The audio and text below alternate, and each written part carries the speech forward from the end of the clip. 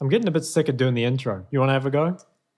Nah, man, that's all you. That's too hard for me. I'll flip you for it. All right. Heads you do it. Tails, I'll do it. Unlucky, man. Double or nothing. Yeah, whatever.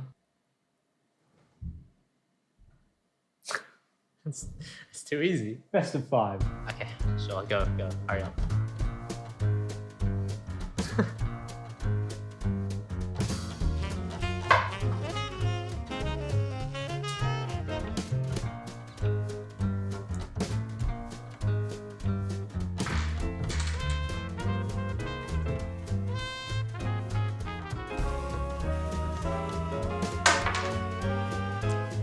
It's again. Just getting gapped today, man. 9 in a row. That's just a match. Hey everyone, welcome to Week 11's episode of the Matchfix. I'm Shock, the crime lord of cousins and the Earl of LCO Eloquence, and I am joined by the phenomenal photoshopper, the punter of punchlines, Amelg. I'm Amelg. So this week we completed rounds 2 and 3 of the playoffs, and the star of the show was ORD taking both series 3-0. So what do you think about the first series and maybe what happened to Peace? Well, first of all, I want to say I got my prediction right and you didn't, so L. I think a lot of people were expecting a much closer series and definitely a lot more of a coin flip, and very few people predicted a 3-0, especially for ORD. Don't really know what happened to Peace. They just sort of fell off a cliff during the split at some point. What happened to Peace does kind of look like internal issues to me. It's pretty hard to say from the outside, right? But I think there were so many things that happened in that Peace ORD series. It seemed very uncharacteristic of them. You know, there was even that pre-game interview where they said they were just flipping a coin to choose which side. Actually, I think the side selection is doesn't affect that much. We just threw a coin if it's right side or blue side. Man, that's crazy. I never heard anything like that. I hate using this word because it's like they don't care. But the reason I hate saying that word is because I'd always see people say that for teams I was on when we were losing. They'd be like, oh, that just looks like they don't care. But in reality, they were just outclassed. So yeah, I'm not sure if it's internal issues or maybe it's just the other teams have caught up a lot. But hopefully in the off season, they're able to kind of regroup. And I do think the off season is that time where they can really bring it back. Regardless of how good or bad Peace were playing, I think ORD did a good job of being a good team. It's something that we hadn't really seen from them too much during the split, and this is sort of one of the series where people started saying oh shit, ORD's doing okay, and yeah, they kind of started to meet those expectations that were set for them, given their roster. I think there was a lot of interesting things that happened because it's it's hard to say maybe that Peace are actually as kind of bad as we think they are. Even though they didn't win a series they didn't win a game in the playoffs. They went 0-3 to PGG, which went, 2-3 against G. So it turned out they were pretty good. And now ORD, 3-0 smash Peace the first day. And then on the second day, also 3-0 smash PGG. So it could be that Peace just kind of fell behind these top 3 teams. And ORD, as you were saying, we were saying at the start, they have this really strong lineup, but they can't really seem to find their identity. Yeah. But I think they've found it, and really just in time. This game as the Solid Flare goes across, instant flash away from Prater. Cops the Super Mega Inferno Bomb, all on their head. Splash damage at your hideout. Flash forward from Kevy. There's the double kill, and ORD just going to dominate this team fight one more time. They have been the team to beat this playoffs. This will now be 9 wins in a row. The second series for the week was a big surprise for, I think, everyone involved, with ORD 3-0ing PGG. Game 1, we saw PGG actually opt for blue side, which I thought was pretty interesting. Yeah, I think the blue side opener was pretty interesting because one, red side just seems to win every game at the moment, but also I think PGG, probably more than any other team, are red side reliant. But I do kind of see what they were going for. They went to pick the Graves and ban the Evelyn. And I think the reason they did this is, I guess they think Kevy is really reliant on a small champion pool. And also, I think blue side does normally give you a bit more flexibility in your bans. You can pick something instead of banning it. So I think ORD are a team that's quite tough to draft against because they have a lot of off-meta picks. They also have a lot of flexible picks, as we'll kind of see later in the series. I kind of understand what they were going for. Not sure it really worked out. I think Kevy has a lot of champions that do well into Graves, and being a Graves player himself, obviously he knows how to play into it. So yeah, I respect it, but I don't think it worked out. Yeah, it kind of feels like they watched the last series and then they kind of tunneled a bit too hard on the Graves maybe. Draft definitely seemed kind of forced around that pick, which in isolation doesn't really seem like that OP.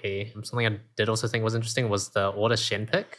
I feel like when I first looked at Order's comp, I thought that they kind of just want to go in, and PG kind of worked around that by picking like Vega Leona to try and create space for their Twitch. But it feels like Vega Leona sort of bought space, whereas the Shen bought time for the rest of the team to do damage, which I actually think worked out really well. In like a lot of the team fights, we just saw Shen press one button and suddenly Twitch isn't doing any damage for like 2 seconds. And then by that time, it's really too late for PGG. I think it's possible the Shen was picked like in response to Twitch, because I feel like, yeah, it can buy you a lot of time. But I think one thing that Order might have like realized is that Winterer has kind of like struggled quite a bit like in side lane. And I think they picked a comp like Tryndamere TF Shen that makes playing the side lane like really, really hard. Like, I don't really blame Winterer for this game, because this is like a super hard situation to play out. Yeah, definitely having like Shen and TF like have those globals to help support the side like made it a lot easier to execute, and I think they did it really well. Yeah, I think definitely credit where credit is due. I've been flaming BioPanther for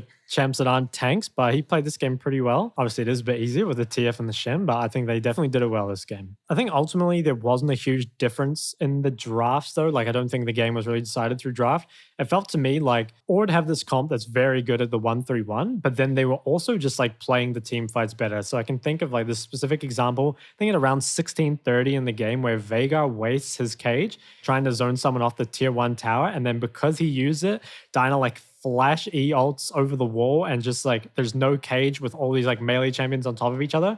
And once you start losing team fights to like a 1-3-1 comp, like you're in big trouble, because from that point on, you kind of, the only way you can win is 5v4, and while you're in that 5v4, you know, the other person's just like split pushing your base, and that's what Trynd was doing all game. So I think ultimately, like, while draft like maybe could have been optimized, I think pretty much Order just played better. They played the team fights better. They played the side lane better. And I think it was also just a really good read on what PGG wanted to do. I think, you know, credit to Series for the draft, and Puma as well, I think played the team fights like really, really well this game. So yeah, they just like kind of smurfed it across the board. They really built up that pressure on PGG, and we kind of saw that culminate in like 28-minute Baron call from PGG, where like they tried to go for Baron while BioPanther was just sitting in bot, killing the unhib, like getting to the Nexus towers. And yeah, it just felt, I think that left a lot of viewers like scratching their heads, like he's literally ending the game. Yeah. Order just knocking out of the park on this one. After their defeat in game 1, PGG choose red side for game 2. So take it away, Amelg. Yeah, I mean, we saw, I think the funniest thing was seeing Puma pick Twitch into the Zeri like PGG have done That was before. Chad. Yeah, and the fact that they won the game kind of, it's a bit of an ego death Yeah. for traders. Another thing I thought was a bit interesting was Yuri getting put on Galio duty. I feel like this has been mentioned like quite a few times, but like Yuri, I think, does best on like assassin-y sort of carry type champions. Putting him on Galio, like regardless of whether or not it's good for the comp, is just not really where you want to be going with your draft identity. I hate Galio, personally. I really hate Galio. Always been a Galio hater. Yeah, I don't know. I don't really feel like it's the greatest game for Galio, honestly. I wonder if, actually, just thought about this right now. I wonder if they were going to go for Camille, but then the Poppy blind pick deterred them and made them go into Kennen instead. I'm actually not sure about that. Could be, you know, could be big brain, but I think the draft was like fine overall. Again, it like feels like it could be optimized, but this game really just came down to execution. So getting into the game, the early game was actually going quite well for PGG. Actually, like sort of like game 1, they had this like really nice early game, but this time they managed to extend that a bit longer. But it all came crashing down at the Baron. So at Baron, I think when they start doing it, PGG are up 5k gold. They're in this like really good spot, in my opinion. And actually, the way PGG were doing this was like really, really smart. So there's like wards all around the Baron, but because they have Zeri and Lee, they can kind of get over the wall and start doing this Baron at like a really weird angle, and they dodge all the wards. Honestly, it was like super sick, like really nice play from PGG. And then it gets down to 5k, and Order still don't realize. And then Galio walks into vision and throws a Q. Now, Galio doesn't do much damage to Baron, so he didn't make it any faster. All it meant was that PGG, or Order, excuse me, were able to come over and get a kill, which is like not the end of the world because Rogue died. And I mean, who cares if Rogue dies? But after this, like they just keep chasing, and then Poppy hits this like E onto Kennen, and then Galio tries to ult back in. So rather than just getting Baron like for nothing, they've suddenly lost 3 members, and it just got worse and worse. But it was like, honestly, such a nice play from PGG to start with. Like the Baron dodging the vision was so good. One of the smartest plays I think I've seen, like in terms of just dodging the vision perfectly. And then they just trolled it in like the most simple way possible. So that was pretty sad. I remember there was one team fight where it kind of like all fell apart. So it starts off like Kize, he gets this like real nice flank like over the wall, does like quite a bit of damage to Geller and forces him to Zhonya's. And then particularly the important thing this fight was Kennen. He was like flanking above the dragon to begin with, but the fight kind of moved down river. So suddenly he went from having a good flank position to having like no position at all pretty much. So he comes in and I think he flash ults, but all the carries are like flashed the wall, I think, or maybe they were, I know Twitch at least flashed. And so it just got to the point where Puma's Twitch is like on the other side of the wall, just like actually space gliding on them, like IRL style. He does, I don't know how much damage. He did a lot of damage that fight. I think that just kind of felt like PGG's lead had kind of escaped them. They'd been a bit outscaled and there just wasn't much hope anymore. Game 3, final game of the series, kind of had like probably like the biggest draft gap we saw in the whole series. Kind of felt like Order were just like 2 steps ahead. In the previous games, the drafts were quite close and like realistically PGG could have won those games, although they didn't. But this game, absolute massive draft gap, in my opinion. I think there was a lot here that went on. So first, the Karma first pick comes out and it's answered by Corki. So I understand why they did this because Corki is a counter to Karma, sort of. Like he doesn't get prior versus Karma, but is normally allowed to free scale versus Karma, and then the poke is quite nice later on in the game. That being said, obviously losing prior in the early game can be a big problem. And then the Tryndamere comes out. And I think this honestly should have been expected because like we know, or at least like we should know, like Biopanther plays Karma and they probably play Karma bot as well. So it should be seen as a triple flex. Now, we've seen Corki versus Tryndamere early in the split and we've seen how that goes. So I think upon seeing this, they're probably already committed to the idea that they're going to try follow this Karma with the Corki. And then later in the draft, they end up picking Malphite 5P. Honestly, I think normally Malphite would be good against this comp, but I actually think with the Corki, it's kind of different. You saw when the game started that they matched Corki top versus Karma. And now the thing with range versus range tops is that you really need prior over mid because it's very easy to dive range top laners. So if you're playing a matchup like Corki versus Karma, where it's likely to be volatile, more so for the Corki side, having mid prior is going to be very important for stopping that happening. And that should be very achievable if you have the red side last pick. You should have this guaranteed prior lane. But instead, what's happened is that Tryndamere is getting prior over Malphite. And I'm not sure if that's how it should go. I actually know nothing about the matchup. But either way, if you want this, like if you want Corki laning top versus Karma, you really need this not to happen because like you just see Tryndamere just like running up there. He's ganking Balkan in his own jungle. And like Corki's being zoned off his tower while Malphite's just like completely useless. So yeah, I think the draft made it like real difficult for them to play out. Also from the Order side, I really like the Ziggs pick. I think it was super good this game. And also Puma, I think, probably one of the few ADs that can play Ziggs to a high level.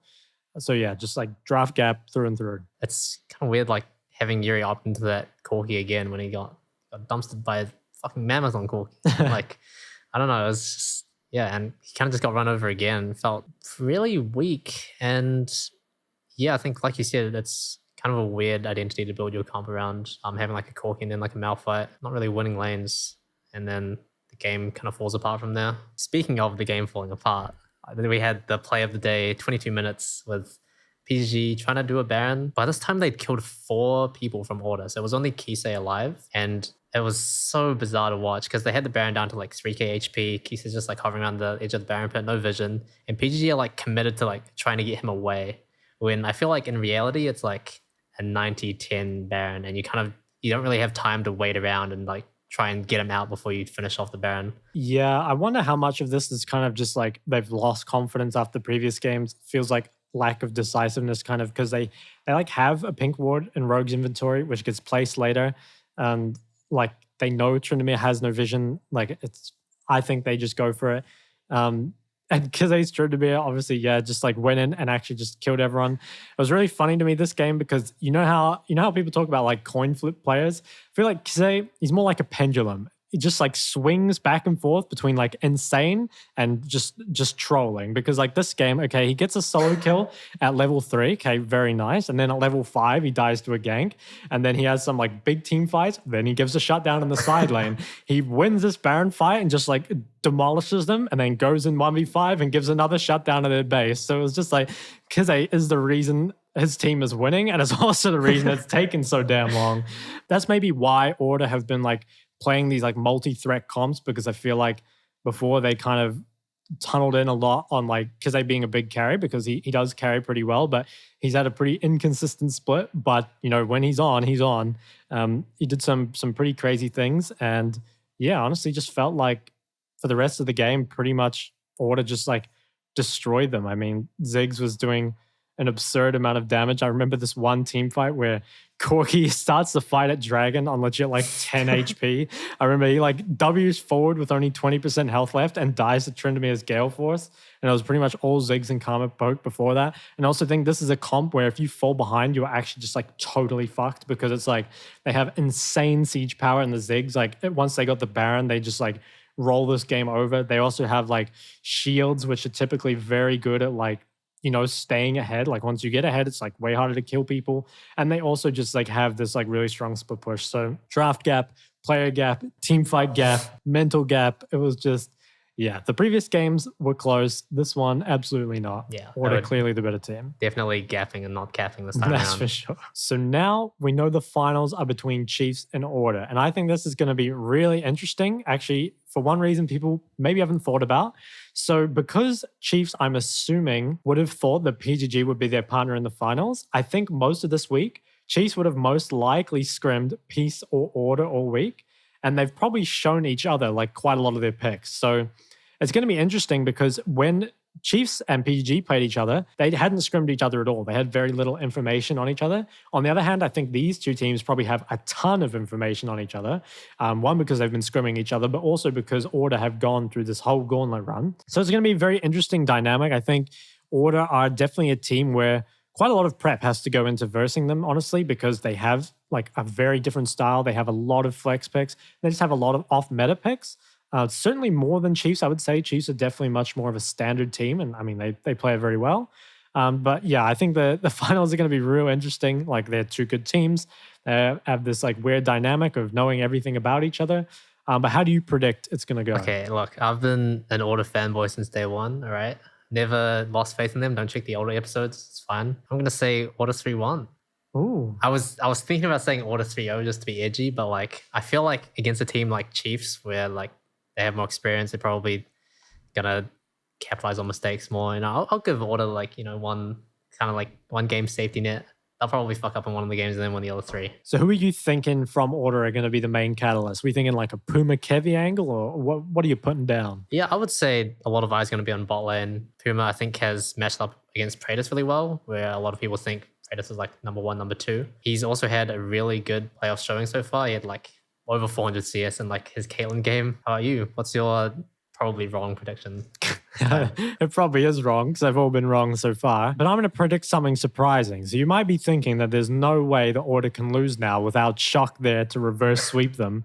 But actually, when I was reverse sweeping Order, there was another man alongside me, and that's Arthur from the Chiefs. So I think the Chiefs are going to be able to beat Order. You know, they've got someone from the 2020 Dream Team that ruined Spawn's hopes and dreams. It still makes me angry thinking about it. So overall, they have proven to be the best team. That being said, like, Order definitely looked like a strong contender, just, you know, as strong or, you know, much stronger maybe than PGG. It's hard to say if PGG just played like really bad on the day, or Order just really are that much better, because it could be that Order actually are just like the best team in the league now. Kize has kind of changed or fallen into a role that's very similar to Tally's, where he's kind of more of a secondary carry or perhaps a facilitator. And I think Tally didn't have the best series before when they were versus PGG. So if like Tally plays well, maybe it'll be very easy for them. If Tally doesn't play well, could be a very like easy avenue for kind of like Kevi and Kize to play out their early game and really put their team ahead. Yeah, I feel like I don't want to give too many reasons, because all my reasons have just been wrong in the past. But yeah, I think Chiefs are the better team. Hoping Chiefs take it 3-1. Wouldn't be sad to see Order win. Actually, that's a lie. I'd be pretty fucking sad to see Order win, just because I'm an Order hater. Nothing against the roster. They have played quite well, but just Order as a whole, they have to go. All right, that's it for the matches. Let's get into some LCO moments, shall we? We shall. And I've got this ready. And Kitty, can you be an exclamation The point? casters were doing some gang signs to commemorate 100 games of the LCO. Be your best exclamation point. There's a Be your reason. best. There's a reason. I don't know what we're doing. That's good enough. Anyway, it is going to be the 100th game of Split 1. Skimming was having some trouble. What the fuck was Kitty doing, man? She was doing like this. Like she was like, I don't know, praying to some like Satan or something. Yeah, show us your best exclamation mark. Okay, it'd be like this, something. Yeah. Like hide the other arm under the table, so it's just like a dot. Okay, yeah. I like that. We don't want it to happen again for the 200th game of the LCO, so make sure to take some notes. 6-0 coming in tonight, now 7. How many games do you think this match is going to go? Oh, just 2 more. Be ready for a quick night. I don't know about you, but I think I'd quite like a quick night with series. I mean, after seeing his draft, man, he can have whatever he wants, you know? Oh, hoping for 3-1, 3-0, I mean. 3-0. Absolutely. The PGG Prophet predicts 3-0 and gets his wish. I love how he's always saying like sup G, thanks G, you know, it really fits in with that New Zealand brand, you know what I mean? Sup G, thanks G, sup G, thanks G. Yep. He's a G through and through. Towards the end of the day 2 broadcast, I think the talent were getting a little bit too intimate. Next time we get to work, we'll be next to each other. Woo! We can touch grass and touch each other, Mac. Yeah, pleasure yourself, potentially. Now, let's... Must be excited about grand finals. I mean, I know how much you hate anime and 2D stuff, so yeah, don't worry, the grand finals will be live action this time around. Thank God, there's nothing I like more than 3 dimensions.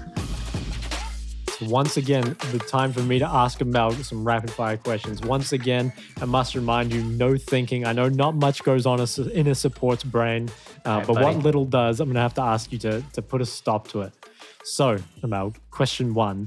Remember about a year ago, a little story for you guys. I played a solo queue game with you, and you were level 3, I think, on Rakan at 8 minutes, down 3 levels to the enemy support, and I did ping you a few times. So I just want to know, is there any explanation for this, or do you have an apology, perhaps? Did we win that game? I don't know. I We actually don't probably remember. did. If I'm level 3, it means I'm getting shit done. I'm like you fucking dirty mid laners just hitting away your little minions. Like, Oh my God. So Don't- after all this time, he's still not sorry, man. If it makes you feel better, I think I felt bad after pinging you. yeah, I'd rather die than apologize to a mid laner, to be honest. Oh, okay. I don't feel bad anymore. If there's one item you could remove from League, what would it be? Hullbreaker. Okay. I think it's boring. That's a bit based. I think I really liked Z0. Oh, really? Maybe it wasn't that healthy for the game or whatever excuse they gave. But it was fun seeing the little guys pop out. Yeah. What about Banner of Command? It was alright. I feel like it didn't get bought nearly as much, but it's pretty cool as well. You know, it's like you're watching your children grow up. You know, when you use it. It's like, Damn, that was a Giga Chat response, actually. I like that out of you. Question 3. Are you subbed to Shock's YouTube? yes, I am Really? actually. I watched your whole Victor guide. Oh, okay. I love Shock on YouTube so much. Through 5K subs, by the way. Did you watch Victor because he's an arcane character and you like anime? Yes, definitely. Makes sense. If you get lost in a desert, which LCO caster would you take with you to help you survive? Which else cast? Hey, no thinking. Okay, fuck. Wait, no, it's Max, Gimme, Rusty, Kitty, right? Those are my choices. Oh, you can, I think, include Maximize as well if you want. I don't think. You don't think? Probably Skimmy. Oh, okay. Base Skimmy's a response. homie, man. You like, in worst case, we're just chilling, you know? We can die in each other's arms. His last words to me can be like, you played in a best of 5. He has. All right. So is there anyone from the LCO that you've met in person that was really different to how they were online? Probably in Boma, because I remember when we played on Mammoth, like we hadn't really talked too much, but then like we took like a fucking like 4 hour train ride or something together, and we were just chilling. He's a really nice guy. Okay. It's a very wholesome response. Yeah. That's it for today's episode. Next week we'll have a very special final episode for the split, so make sure to tune in for that one. But yeah, catch you next week. Cheers.